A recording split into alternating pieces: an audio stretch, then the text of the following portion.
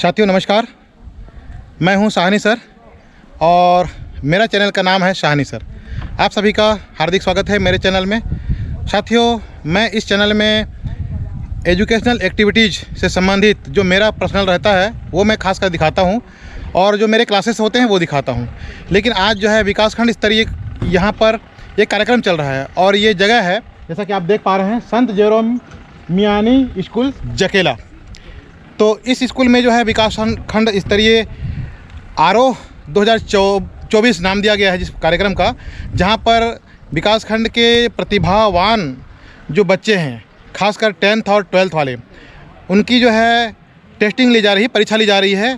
और इस प्रयास के लिए कि इस ब्लॉक से टॉप 10 में बच्चे जो है निकल पाएँ। तो बस अब देखते हैं कि क्या क्या हो रहा है आगे, क्या कैसा चल रहा है। आपको मैं क्या दिखा पाता हूँ, मेरे साथ बने रहिए पूरे वीडियो तक, कहीं पर भी स्किप आप लोग मत करिए।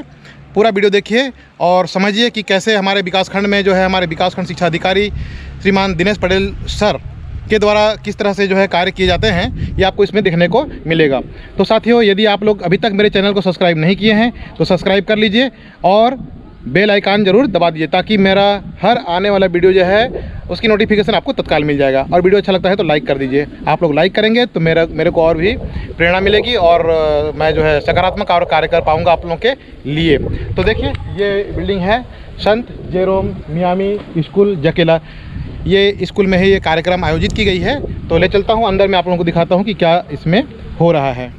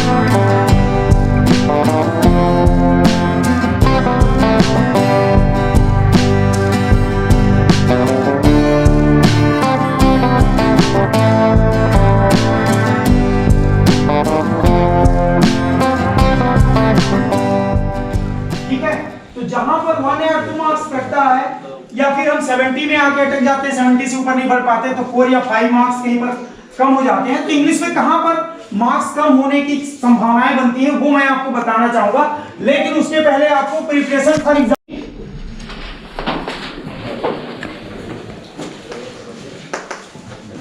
द सिलेबस, पहले सिलेबस को अच्छे से समझ लो। बहुत सारे बच्चे ऐसे होते हैं सिलेबस के बारे में ही अननोन रहते हैं, पूरे बुक देखते नहीं, कौन से ब्लूप्रिंट में तो हमको पता है कौन से चैप्टर से क्या आने हैं, लेकिन सिलेबस के बारे में आपको सबसे पहले आइडिया होनी चाहिए। सेकंड नंबर है इफेक्टिव स्टडी प्लान। आपको स्ट्रेटजी के साथ स्टडी प्लान बनाने हैं और वो स्टडी प्लान इफेक्टिव होना चाहिए। ऐसा नहीं कि जब मन करे तब हम खोल ले पढ़ ले। वैसे इंग्लिश को मैं बता दूं, सब लोग इजी सब्जेक्ट समझते हैं और मेन सब्जेक्ट जैसे साइंस हो गए, मैथमेटिक्स हो गए, उस पर ज्यादा फोकस करते हैं। इंग्लिश और हिंदी को उतना ध्यान नहीं देते, जिनकी खामियाजा हमको लास्ट एग्जाम के समय भुगतना पड़ता है। मतलब हम उसको इग्नोर करने की कोशिश करते हैं। आपको मैं बता दूं, यदि आप अच्छे से 1 घंटा भी इंग्लिश के लिए टाइम देते हैं तो 3 घंटे में जो हम साइंस में करते हैं वो 1 घंटे में हम इंग्लिश में स्कोर कर सकते हैं। यदि आप साइंस और मैथमेटिक्स के लिए 3 घंटे का समय देते हैं पढ़ने के लिए, और मान लीजिए आप इंग्लिश के लिए पढ़ने के लिए 1 घंटे का भी समय देते हैं, तो उसके इक्वल आप मार्क्स स्कोर करेंगे। ठीक है, तो ये आपका जो सेकेंड पोर्शन है effective study plan, that means आपका जो स्टडी प्लान है वो इफेक्टिव होना चाहिए।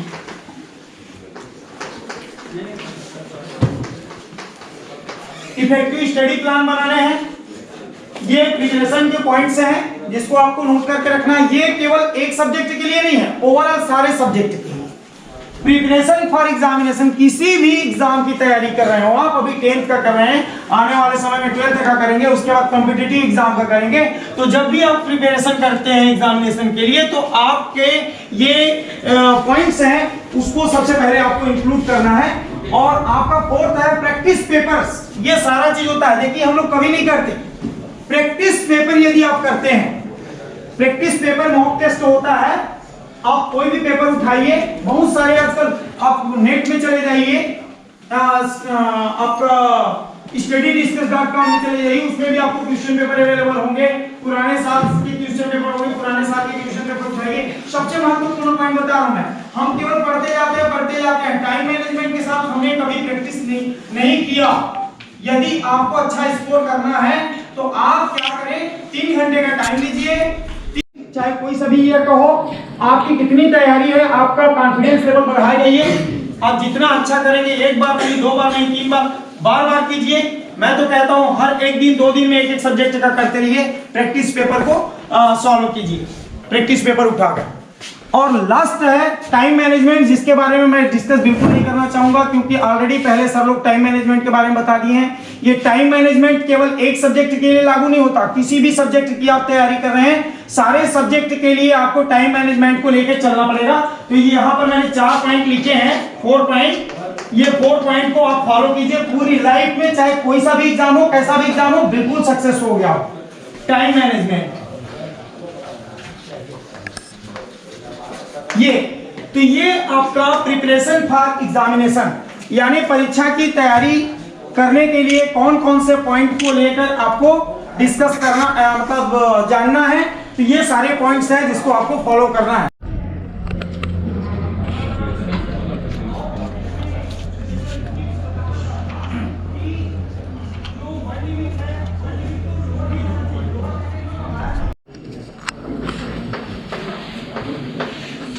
फैंसी वर्ड्स, ये थर्ड है highlight the main point of the answer. Answer जो लिख रहे हैं बेटा, सबसे महत्वपूर्ण चीज है, सबसे महत्वपूर्ण। जिस तरह से मैंने स्पेलिंग मिस्टेक्स के बारे में बताया, इसमें मार्क्स करते हैं।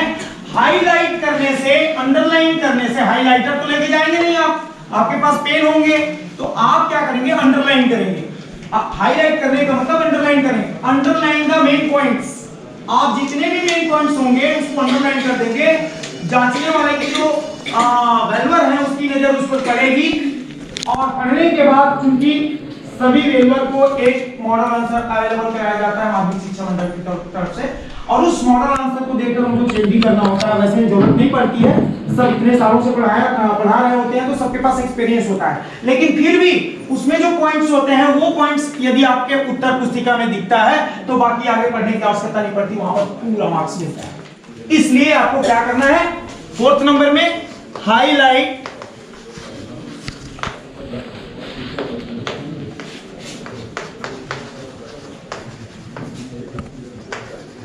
the main points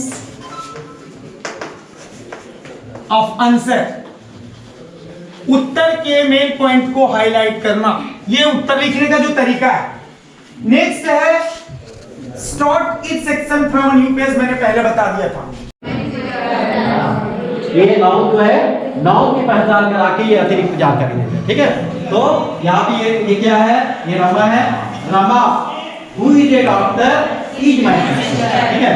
ये नाउन की आइडेंटिफाई कराता है और अतिरिक्त जानकारी माय सिस्टर। ये जो है डिफाइनिंग और नॉन डिफाइनिंग क्लास है, तो ये डिफाइनिंग क्लास है। Relative class divided into 2 parts. First is defining class, जिसको रेस्ट्रिक्टिव क्लास बोलते हैं, and the second is non defining class या नॉन रेस्ट्रिक्टिव क्लास, ठीक है। क्या आता है, find out the class, find out the class आएगा तो उसमें देख लेना 2 विराम रहेगा तो नॉन डिफाइनिंग क्लास, 1 विराम रहेगा तो डिफाइनिंग क्लास, ठीक है। This is my watch, I bought it market, ठीक है। This is my watch, I bought it market.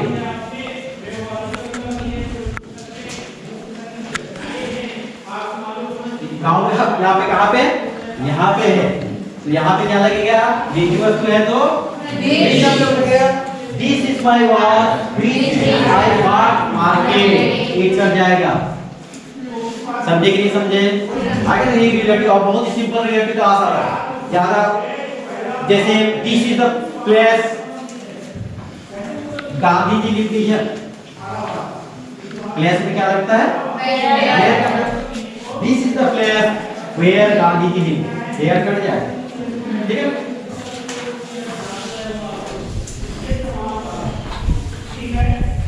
उसके बाद आता है pick out the non break verb.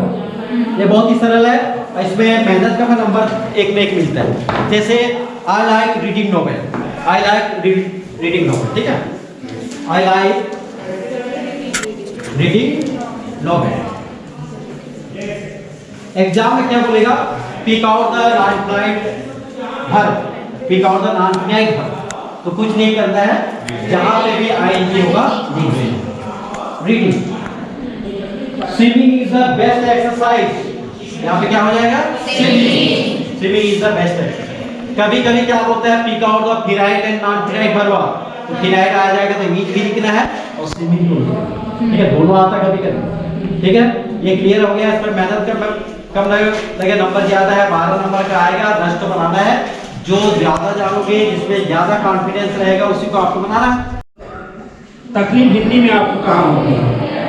Hindi में तकलीफ के लिए सबसे पहले जो प्रश्न हमारे सामने आता है वो है भाव सौंदर्य। क्या है वो? भाव सौंदर्य। दूसरी बात हमारे पास आती है भाषा शैली। किसकी बात आ रही है? भाषा शैली की। और तीसरा बिंदु जो हमारे पास है वो क्या है? शिल्प योजना। शिल्प योजना। ये देखो, इन प्रश्नों पर हमें कठिनाई होती है। आप महसूस करो, इस कक्षा में बैठे हो, अब आज पूरा जुलाई जून से लेकर के आप दिसंबर तक कोर्स सबका समाप्त हो गया होगा ना। लेकिन इन बिंदुओं को देखना, जैसे काव्यांश में आरोह भाग 2 में जो प्रश्न आते हैं उसमें लिखा जाता है कि उपयुक्त काव्यांश का भाव सौंदर्य लिखिए। वहां हम रुक जाते हैं, अटक जाते हैं, नहीं जान पाते हैं। कई बच्चे ये सोचते हैं कि भाव सौंदर्य मैंने सीधा सीधा अर्थ है, डायरेक्ट उसका सीधा जो दिया हुआ है काव्यांश, उसका हमें क्या करना है? अर्थ लिखना है। बोलते आप लोग भी सोचते हो। आपको बताना है कि वास्तविक में भाव सौंदर्य क्या है। क्या है? मान लीजिए इसमें एक उदाहरण के लिए प्रश्न है आपके सामने, ये दिया हुआ है, ये 2020 का है और इसमें लिखा है कि हम दूरदर्शन पर बोलेंगे। ये कविता है आपके सामने कि हम दूरदर्शन पर बोलेंगे, हम समर्थ शक्तिवान, हम एक दुर्बल को लाएंगे, एक बंद कमरे में उससे पूछेंगे तो आप क्या अपाहिज हैं? तो आप क्यों अपाहिज हैं? आपका अपाहिजपन तो दुख देता होगा, देता है क्या? ये तमाम प्रश्न, इसका हमें भाव सौंदर्य लिखना है। देखो क्वेश्चन देखो, इसका हमें भाव सौंदर्य लिखना है। हमारे दिमाग में, बच्चे के दिमाग में ये है, वो सीधा सीधा लिखता है, अर्थ को लिखता है। प्रश्न कविता हमारे पाठ्य पुस्तक हिंदी भाग 2 आरोह से ली गई है, संदर्भ लिख दे रहा है और कवि कहते हैं कि वो किस में जा रहा है? अर्थ में, व्याख्या में जा रहा है। अब पूछ क्या रहा है हमको? भाव सौंदर्य। देखिए प्रश्न क्या किया जा रहा है, उत्तर विद्यार्थी क्या लिखा है ना? कठिन काम है कि नहीं है? जहाँ क्वेश्चन छूटेंगे नहीं छूटेंगे। ये प्रश्न कितने नंबर के आएंगे? 2 6 नंबर के। कितने के रहेंगे? 6 नंबर के रहेंगे। और इसमें भाव सौंदर्य में इस जो पंक्ति को आपको मैं बताया, इसका भाव सौंदर्य क्या होना चाहिए बेटा? कौन बताएगा मेरे को? स्वागत है। चलिए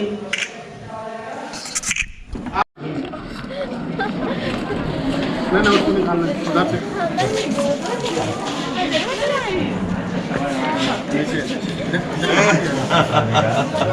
बस बिस्किट लो।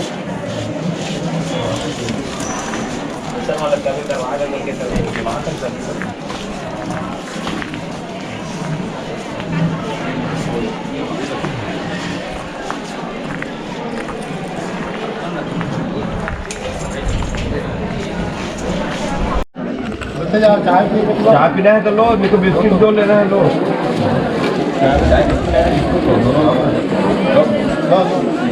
बिस्किट ले लो, बिस्किट घर पे जाओ। चाय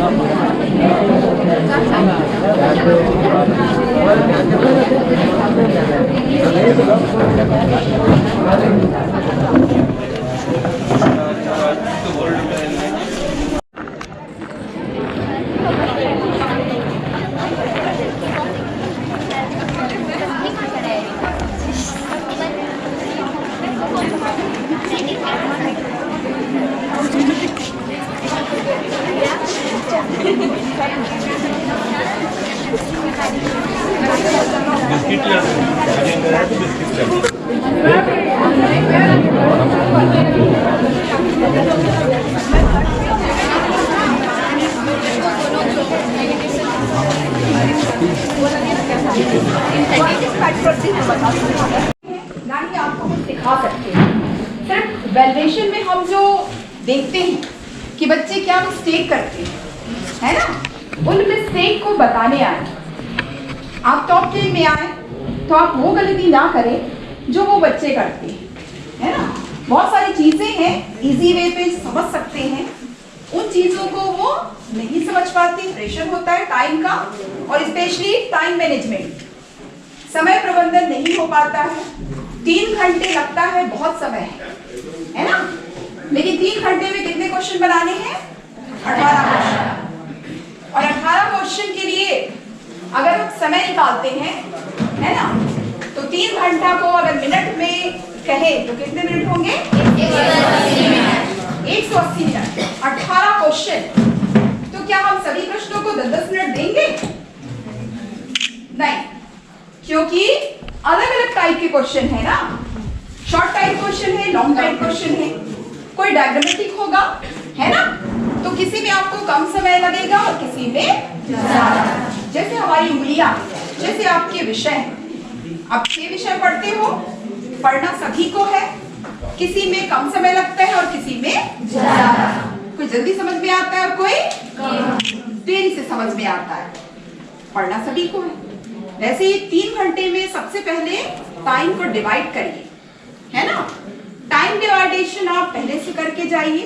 ये बेसिक चीजें हैं जो मैं बता रही हूँ, उसके बाद मैं सब्जेक्ट पे आऊंगी, है ना, कि बच्चों को हर चीज का, जैसे अभी 26 जनवरी हुआ, बहुत लोगों ने पार्टिसिपेट किया रहा होगा, है ना। कितने लोगों ने किया था? थोड़ा हटके हम बात करें, हाँ, काफी लोगों ने। डांस में, है ना, नृत्य में ऐसा भाग लिया रहा होगा। प्रैक्टिस किया था कि किया था प्रैक्टिस? मेरे ख्याल से शेड्यूल पे आप चल भी रहे होंगे, तो कैसा है आप लोगों की तैयारी?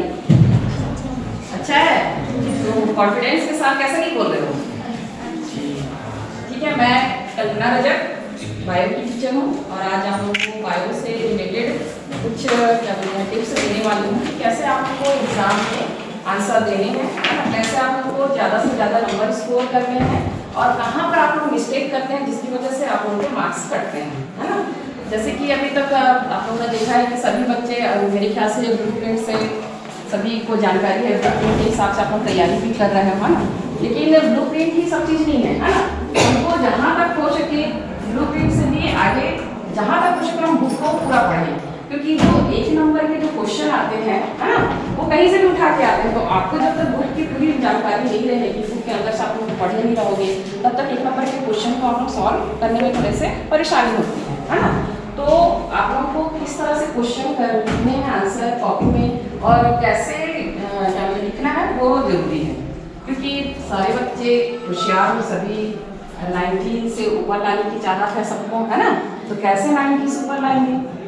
तो जैसे क्या होते हैं, हम लोग देखते हैं कि आप लोग अपनी तरफ से तो बहुत कोशिश करते हो, बहुत एग्जाम लिखते बहुत अच्छे से, लगता भी है कि मेरे को सारे मार्क्स मिलेंगे जितना मैंने लिखा है, लेकिन छोटे छोटे आप लोग क्या कर देते हो, मिस्टेक कर देते हो, है ना। और वो मिस्टेक क्या क्या रहता है जनरली, जैसे देखते हो फर्स्ट मिस्टेक आप लोग का देखते हो कि कॉपी जब आप लिखते हो, जैसे ही आप परीक्षा हॉल में जाते हो नर्वस हो जाते हो एकदम से कि कैसे करेंगे बोल के, है ना। वहाँ पर आप लोग जनरली क्या करते हो, एक क्वेश्चन उठाया और काट देते हो, है ना। तो इस तरह का करते हैं, जैसे आपकी कॉपी भी क्या होती है, खराब होती है, और सारे चेकिंग वाले को भी होता है। तो जहाँ तक हो सके आप लोग नर्वस ना हो, क्योंकि ये जो चीज़ें नर्वस जहाँ हुई, मतलब वहाँ पर आपका 1 मार्क्स गया, आपका दिमाग काम करना क्या हो गया वहाँ पर बंद कर देना है। आप लोगों के पास फर्स्ट में 15 मिनट का टाइम दिया रहता है जिसमें आप लोग पूरी क्वेश्चन पेपर क्या करने पड़ते हैं पढ़ते हैं। तो आप क्या करो, सबसे पहले पूरा क्वेश्चन पेपर पढ़ो एकदम शांत मन। ऊपर नहीं जाएगा। अगर इससे ज्यादा जाने का प्रयास करोगे तो एक ही सब्जेक्ट को बार बार घुमा के बोलने का कोई मतलब नहीं होता है, बल्कि बेहतर ये होगा कि उस तथ्य को जिस तथ्य को पूछा गया है 7 शब्दों में बेहतर तरीके से, बल्कि परिभाषिक शब्दों में, हमारे अर्थशास्त्र में जानते हो ना, ऐसे बहुत सारे शब्द आते हैं जो परिभाषिक होते हैं। सामान्यतः हिंदी में हम जिन शब्दों को समझते हैं अर्थशास्त्र में आते ही थोड़ा सा बदल जाता है। अर्थ उसके आसपास ही होता है, कोई अलग नहीं होता है, कोई नया चीज नहीं होता है, उसी के आसपास का अर्थ होता है। तो हम उस अर्थ को परिभाषिक शब्दों में दें। मैं हमेशा बच्चों को एक चीज कहता हूं, जिस किसी विषय को पढ़ो उस विषय में अपने कुछ शब्दावली अलग होते हैं। एक सब्जेक्ट से दूसरे सब्जेक्ट में जाएंगे तो शब्दावली बदलेगा। हमें शब्दों का अर्थ जानना चाहिए और नए शब्द जो अपरिचित आ रहे हैं, आज मैं तुम्हारे लिए नया शिक्षक हूं, तुम मुझे जान लो। वैसे ही जब एक नया शब्द हमारे तथ्य में आ जाते हैं, हमारे सब्जेक्ट में आ जाते हैं, तो उस नए शब्द को हमें तुरंत अपने मस्तिष्क में रख लेना चाहिए, काम आएगा।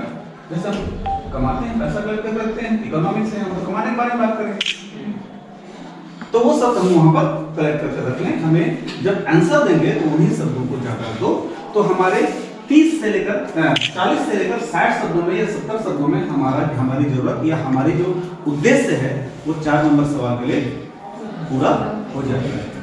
अगर उससे ज्यादा समय हम मैनेज करना चाहेंगे तो नतीजा क्या होगा, हम 24 सवाल तक नहीं पहुंच पाएंगे। आज का हमारा उद्देश्य क्या है? आज का हमारा उद्देश्य है कि हमें एनी हाउ 24 प्रश्नों का आंसर लिखना है। हमारा एक भी सवाल नहीं छूटना चाहिए। यहाँ पर सभी जितने लोग बैठे हो, अपने स्कूल से सिलेक्टेड बच्चे यहाँ आए, तुमसे ये ब्लॉक, हम शिक्षक, हमारा समाज ये उम्मीद रखता है कि तुम कुछ अलग करोगे, इसीलिए तुम आज यहाँ हो, हम यहाँ। तो हमसे अगर 24 नंबर के 24 प्रश्न में से कोई सवाल अगर छूटता है तो दिक्कत हो जाएगी। हम यहाँ पर 15 नंबर पाने वाले या 20 नंबर पाने वाले, पास होने वाले चीजों की बात नहीं कर रहा हूँ। तुम में से यहाँ से किसी से हम ये एक्सपेक्ट नहीं करते हैं कि तुम पास होने गए, ठीक है? गंभीर मत बनो, तुम्हारा चेहरा ऐसा लग रहा है कि प्रेशर आ, क्लास में प्रेशर मत, जब स्माइलिंग फेस होना चाहिए, उसको नॉर्मल, ठीक है? तो 4 नंबर के सवाल का सीमा खत्म हो गया। उसके बाद 6 नंबर के सवाल के लिए हमारे पास औसतन 150 शब्द जा सकते हैं, 200 शब्द भी जा सकते हैं, 1 पेज से 2 पेज 3 पेज तक भी जा सकते हैं। लेकिन ये बात आ रही है खाली हिंदी में शब्दों में लिखने की। अगर मान लो हमारे पास ग्राफी निरूपण है, ग्राफी प्रस्तुति है, दक्षता वक्र ऊपर से नीचे बाएं से दाएं, तो अगर ग्राफी निरूपण है तो ग्राफी निरूपण से देना जरूरी है। अगर फार्मूला है तो फार्मूला देना जरूरी है। एक क्वेश्चन है 2 नंबर का और 4 नंबर के कितने क्वेश्चन आएंगे? 2। और ध्यान रखो यहाँ पर कोई अथवा में नहीं। क्लियर है? क्लियर है ना? आप एक बार इस ब्लूप्रिंट को देखोगे तो मैं जो अभी आपको बताया हूं, ये देखने के पश्चात आपको पता चल जाएगा कि किस चैप्टर से कितने नंबर का क्वेश्चन आता है। जहां पर आपको इस प्रकार से स्टार दिया है, इसका मतलब ये है कि उस चैप्टर से जो भी मान के चलो ये 4 नंबर का एक क्वेश्चन आएगा और उसमें एक स्टार करके दिया है, इसका मतलब 4 नंबर का एक प्रश्न आएगा, लेकिन ये किस में रहेगा? अथवा। यानी वहां पर आपको कितने क्वेश्चन मिल जाएंगे? 2। और सॉल्व कितना करना है? 1। क्लियर हो गया? जब आप कहीं से भी इसको आप देख सकते हो, जो भी आपका कहते हैं आजकल तो ब्लूप्रिंट का कहते हैं पेज वगैरह भी मिल रहा है, फोटोकॉपी दुकान वगैरह में भी मिल रहा है, आप वहां पर देख लोगे तो आपको बिल्कुल क्लियर हो जाएगा कि किस चैप्टर से कितने नंबर का क्वेश्चन आ रहा है, उस चैप्टर में अथवा है या नहीं। क्लियर है? क्लियर है कि नहीं है? अब ब्लूप्रिंट में चर्चा करने के पश्चात हम लोग चर्चा करते हैं क्वेश्चन की। थोड़ा सा आपको मैं बता दूं, आप मैथ्स वाले हो तो आपको हिंदी, इंग्लिश, जो भी अदर सब्जेक्ट फिजिक्स केमिस्ट्री पढ़ना पड़ता है, जो भी पढ़ना पड़ता है, उसमें शायद हिंदी में भी अब 80 नंबर का आ रहा है ना। लेकिन आपका मैथ्स एक ऐसा सब्जेक्ट है जिसमें आपको 100 मार्क्स का एग्जाम देना पड़ेगा। और इसमें 29 क्वेश्चन होते हैं। कितने क्वेश्चन? 29 क्वेश्चन होते हैं, 29 प्रश्न होते हैं। इसलिए आपको यहां पर समय का विशेष ध्यान रखना पड़ेगा। समय का विशेष ध्यान रखना पड़ेगा। आपको किसी एक प्रश्न में उलझना नहीं है। अगर आप उलझ गए, आपको लगा कि इसके बाद और क्या हो सकता है, अभी आपको बताएंगे कि आप मिस्टेक कहां पर करोगे, किस टाइप से क्वेश्चन आएगा, हम उस प्रॉब्लम को कैसे सॉर्ट आउट करेंगे, कैसे सॉल्व करेंगे, ये सब चीज के बारे में बताया जाएगा। अभी केवल बेसिक ये सुन लो कि अगर आप किसी प्रश्न में उलझ गए तो उन प्रश्नों में आप उलझे मत रहना, आप आगे की ओर बढ़ जाना। बाद में जब समय मिलेगा तो उसके बारे में विचार कर लेना। इससे बेनिफिट ये होगा कि आप एक क्वेश्चन में उलझ गए हो, सारा समय वही दे दिए, तो आपको केवल 3 घंटा का समय मिलेगा। तो ऐसे प्रश्न भी छूट जाएंगे जिसको आप बिल्कुल क्लियर जानोगे।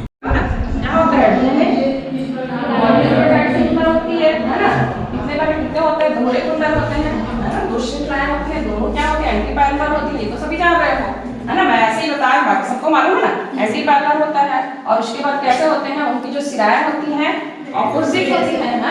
अगर एक श्रृंखला का 3 प्राइम सिरा होगा तो दूसरे का क्या होगा 5 प्राइम सिरा होता है, सब मालूम है ना। तो इस तरह से जैसे क्या हमारा ये श्रृंखला हो गया, तो अब उसका हमको आणविक, जनरली बच्चे इसी में कंफ्यूज होते हैं, इसी को बनाने में बहुत टाइम वेस्ट करते हैं, है ना। अच्छा, डीएनए का डायग्राम आ रहा है तो खाली आप ये श्रृंखला मत बनाओ, साथ में आपको उसको आणविक श्रृंखला की भी संरचना देना जरूरी है, तो आपको पूरे मार्क्स मिलेंगे, है ना। अगर आप खाली क्या बनाओगे, मॉडलिक संरचना बनाओगे तो आपको मार्क्स क्या मिलते हैं, कम मिलते हैं। तो जहां तक हो सके आप दोनों को क्या करते हैं, देने की कोशिश करो। तो सिंपल से देखो डायग्राम कैसे बनाओ, ऐसे डब्बा डब्बा बना दो पहले, इस तरह से इजी वे, जब कोई परेशानी नहीं हो, ठीक है ना। कितने 4-5 यहाँ पे बना लो, ठीक है ना। फिर उसके बाद 2 श्रृंखला है तो हमको क्या करने पड़ेंगे, 2 बनाने पड़ेंगे। अब ये किस तरह हमने क्या करा, एंटी पैरेलल होता है, मींस क्या करेंगे, उसको उल्टा कर देंगे, इसको क्या कर देते हैं, यहाँ पर उल्टा कर देते हैं। वाह, कोई परेशानी नहीं होगी डायग्राम बनाने में आपको। तो जस्ट लेकिन क्या करोगे, एक दूसरे के सामने, थोड़ा मेरा गड़बड़ हो गया है यहाँ पर, जस्ट एक दूसरे के क्या करोगे, सामने करोगे, जैसे इसके है ना, इस तरह से।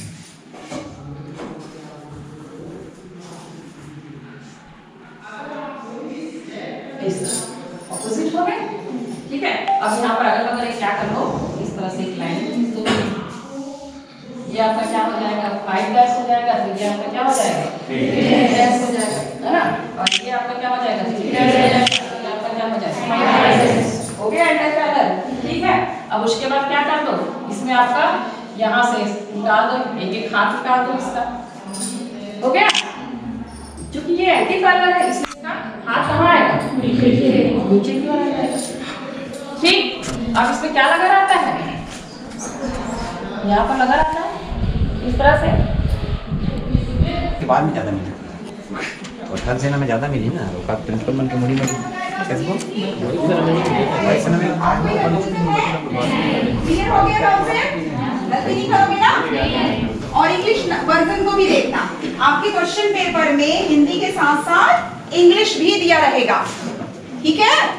उसमें नल और नाल क्लियर रहेंगे, हिंदी में कंफ्यूजन हो जाता है।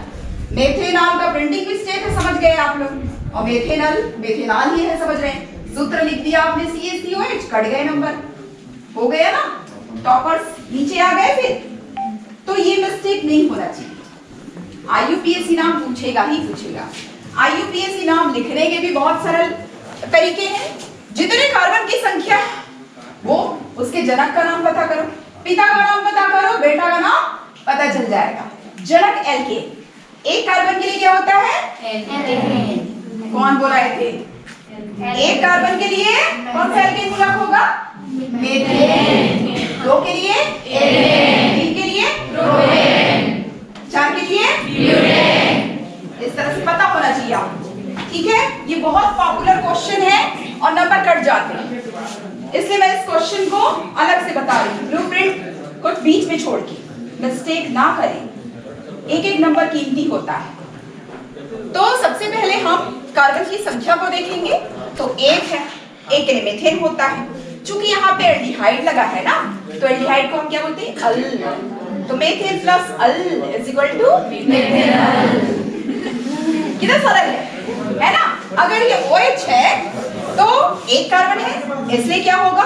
मीथेन। OH है इसलिए ऑल इस वेल वाला ऑल है ना, तो इसका नाम क्या हो जाएगा? मीथेनॉल। तो इसी तरह से एक और है, What is this? क्या है ये? एसिटिक अम्ल, एसिटिक अम्ल, सिरका है ना। IUPAC नाम में क्या बोलेंगे? क्यों बोलेंगे? दो कार्बन का पप्पा कौन? एथेन है ना। तो एथेन में क्या लगाओगे? ओइक अम्ल, तो क्या बन जाएगा? एथेनोइक अम्ल। कितना इजी हो गया। तो ये कॉन्सेप्ट मेरे ख्याल से सबको समझ में आ गया, आएगा तो नहीं छोड़ोगे, है ना। एक और चीज मैं बता रही हूँ जो परीक्षा में शायद बहुत कम आया होगा, लेकिन आने की संभावना है। 11th में नहीं दिख रहा है ना, डस्टर है क्या? प्रोपेन हो गया। अब क्या बन रहे हैं?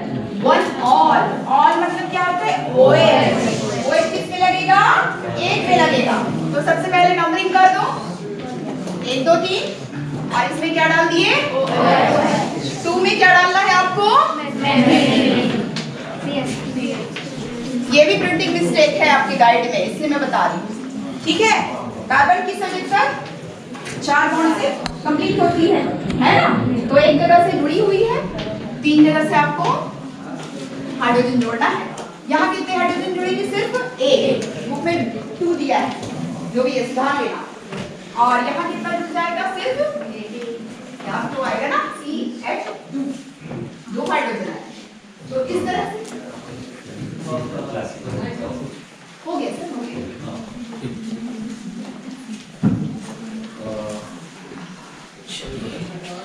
हमारे बीच हमारे जिला के जिला समग्र शिक्षा अभियान से जो वहाँ पर APC हैं, तो सर पटेल सर आए हुए हैं, जो कि पूरे जिले को देखते हैं।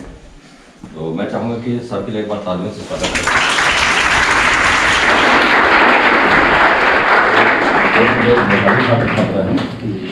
बुलाएं सब तस्वीर लाते हैं पूरे विकास से। सभी को नमस्कार, गुड मॉर्निंग, गुड आफ्टरनून बोलेंगे। चलिए, बहुत अच्छा लगा आपके बीच आकर के। बेटा देखिए, आप सभी को पता है और सर लोगों ने आप सबको बताया भी होगा कि आपको जो अभी 2 मार्च से आपकी परीक्षाएं चलेंगी, हो सकता है मे भी आपके स्कूलों में हम भी आए। तो इसमें आपको आज जो बुलाया गया है उसको एक हथियार की तरह प्रयोग करेगा। यहाँ पे जो भी टीचर आपको बता रहा है पूरे साल भर का सार बता रहा होगा, ठीक है। आपके मन में कोई भी डाउट है, किसी भी प्रकार का कोई डाउट है, आपको लगता है कि किसी टॉपिक के अंदर पर आपको समस्या आती है, तो उस चीज को आज आप जरूर पूछ करके जाइए, ठीक है। आपको बुलाने के उद्देश्य से आपको कुछ समझ में आएगा कि आपको बुलाने के लिए मतलब आपको क्लास ले रहे हैं वाली बात नहीं होती है। आपको यहाँ पे टीचर क्या बता रहा है कि उन्होंने बार बार बोला हुआ एक शब्द का उपयोग होगा, ब्लूप्रिंट। मान लो किसी टॉपिक के अंदर पर आपका ब्लूप्रिंट कहता है कि 2 नंबर का आएगा, तो 5 नंबर का क्यों प्रश्न पढ़े हम? समय क्यों जाया करें? अगर मेरा कोई पार्ट कहता है, मुझे ब्लूप्रिंट कहता है कि इस पार्ट के अंदर मुझे 5 नंबर का आना है, तो मैं 5 नंबर के हिसाब से करूंगा। कहीं भी 2 नंबर का है, 2 नंबर के 2 प्रश्न आएंगे का है, तो उस हिसाब से तैयारी करिए। ये एकदम पिक पॉइंट होता है बेटा। अभी जो है फरवरी का आज अब 3 तारीख को है, यानी कि मोटा मोटा आप लोग मान के चलिए 28-29 दिन आपके हाथ में है। मैक्सिमम समय का यूटिलाइज करिए। मौज करने के लिए, ऐश करने के लिए पूरी जिंदगी पड़ी होती है। मुझे आज भी याद है, जहाँ तक मुझे याद आ रहा है, लगभग 1.5 महीना से 2 महीना हो गया मैं टीवी नहीं देख पाया। क्यों ऐसा होता है? काम की व्यस्तता, सब कुछ आगे होती है, आगे सब कुछ बहुत कुछ जीवन जीने का मौका मिलेगा, लेकिन ये समय आपके लिए नहीं मिलेगा। समझ लो, ये जो अभी आपका 1 महीना का समय है ना, इस समय को जितना आप मैक्सिमम यूटिलाइज करोगे, जितना ज़्यादा से ज़्यादा अपने उसके सब्जेक्ट पे फोकस करोगे, उसके लिए क्या करना होगा? क्या करना होगा? कुछ बताया सब लोगों ने? नहीं बताया। प्रैक्टिस करिए पहली बात। लेकिन प्रैक्टिस कैसे करें? मान लो मुझे पिसौर से रायगढ़ जाना है, ठीक है? तो आपको मालूम पिसौर के बोरोडी पार्क चौक में खड़े हो तो कितने रास्ते मिलेंगे आपको? बस 3 ही है। गिनना चालू करूंगा तो 10 से 12 रास्ते हैं। बोरोडी पार्क से सीधे निकल जाओ, तेतला निकल जाओ, वो भी एक रास्ता है ना। एक सीधा रास्ता है कोणाकरे से निकल जाओ, एक दूसरा रास्ता है गणमरिया से निकल जाओ, चौथा रास्ता है आपका डेंगालपाली होकर मुड़ के चले जाओ, थोड़ा और चिखली से घूम करके आ जाओ। तो चिखली तरफ नहीं घूमना है, कौन सा सीधा रास्ता है? कोणाकरे सीधा रास्ता है, सीधे रास्ते में चलो ना। अब आपका समय कैसा है? सीधे रास्ते पे चलना है। अब वो घोड़े की तरफ लगा रहा था ना, ऐसा देखिए, वो घोड़े की दोनों तरफ लगा दिया ताकि वो इधर दाएं बाएं मत देखे। ये जो आखिरी 1 महीना है ना, दाएं बाएं नहीं देखना है। क्या करना है? सीधा। मेरा ये टारगेट है और इस टारगेट को मेरे को फुलफिल करना है। तो टारगेट कैसे फुलफिल होगा?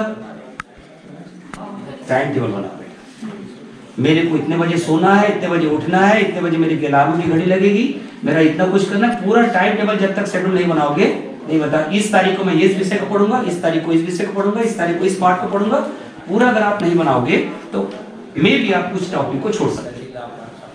लेकिन आप बना दिए कि मेरे को इस तारीख को हिंदी पढ़ना है, इस तारीख को इंग्लिश पढ़ना है, इस तारीख को गणित पढ़ना है, तो निश्चित तौर पर मान के चलो आप सफल हो सकते हैं।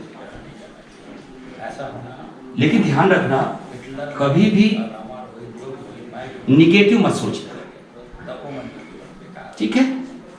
अच्छा, एक प्रश्न पत्र पे 100 नंबर आता है, किसी का 70 आता है, किसी का 100 आता है, कोई 75 का आता है। जैसे विज्ञान में 75 का आता होगा, है ना? बाकी हिंदी में 100 नंबर का आता है, 75। अच्छा, उसमें भी आजकल प्रोजेक्ट वर्क आ गया, 75 नंबर का आता है। इस 75 नंबर में आपको किसी को बंटवारा देना है क्या? आप ही कहें ना, उसमें कोई बंटवारा नहीं है। यानी कि आप 75 में 70 लाए तो 5 दूसरे को थोड़ी मिलेगा, तो क्यों छोड़ोगे? समझ में बात को? 75 आपका है मेरे भाई, आपका है। इसमें ना किसी को भाई बंटवारा देना है, बहन बंटवारा देना है, ना पिताजी को बंटवारा देना है, ना माँ को बंटवारा देना है, वो आपका है। तो कोशिश करो 75 मेरा है और मुझे लेना है। खत्म हो जाएगा वो तुरंत।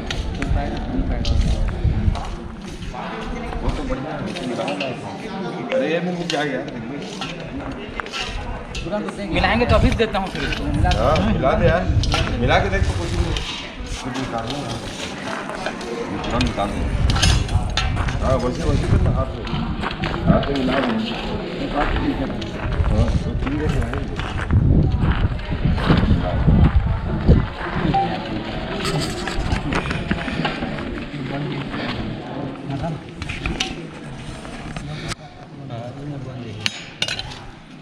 और डालो और ठंडी भी डाल दो, वो इकट्ठी बात डाल दो, ठंडी भी डाल दो। जो तो जाओ थोड़ा देर, थोड़ा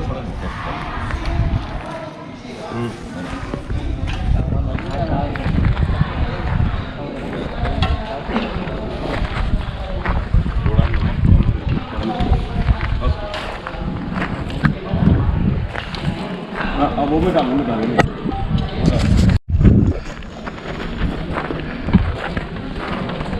चल अब निकाल, चल कर निकाल, चल प्लेट फैला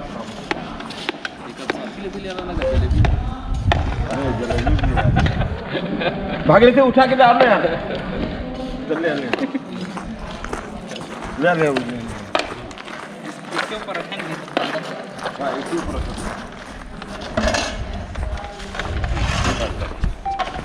जरा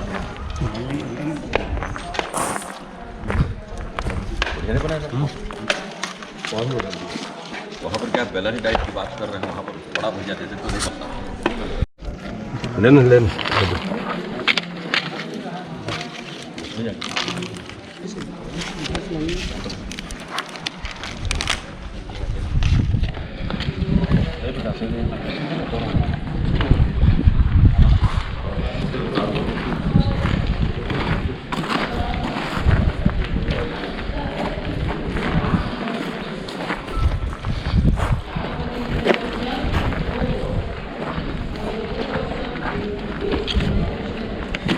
डस्टबिन में नहीं करे होते सर उधर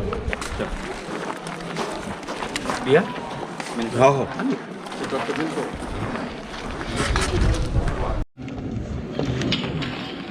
सब आगे थे वो अब निकाल देते ना वो स्टेज में निकाल देते बताओ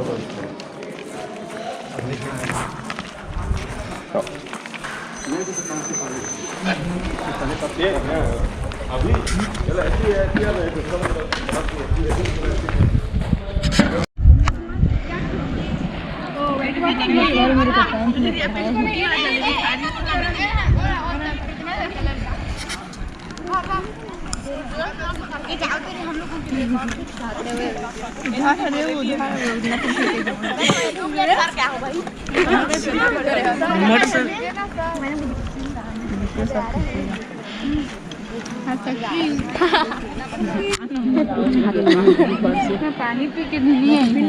टिफिन शेयर करते हुए कैसे लग रहा है तुम लोगों को? बहुत अच्छा। मजा आ रहा है? हाँ। अच्छा, आज का जो कार्यशाला चल रहा है यहाँ पर परीक्षा को लेकर है ना, कैसा लग रहा है? सर लोग कैसे बता रहे हैं तो समझ में आ रहा है कि क्या करना है? आ रहा है। क्या करना है बताओ?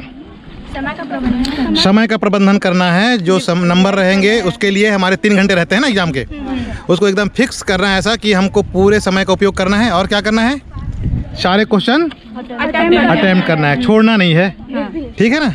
बहुत अच्छी बात। चलो अच्छी बात है। ये इधर भी आ रहे हैं बच्चे लोग। मज़ा आ रहा है? नाश्ता अच्छा लग रहा है ना? चलो, नहीं खाए हो? बिल्कुल बिल्कुल, खाने के बाद बताना। ठीक है? अब बताओ कैसा लग रहा है नाश्ता? बढ़िया है ना? चलो ठीक। तो वाह, हमारे विद्यार्थी कितने अच्छे मज़े से झूलते हुए नाश्ता कर रहे हैं। अच्छा लग रहा है? बढ़िया है ना? चलो ठीक। इधर भी आ रहे हैं बच्चे लोग।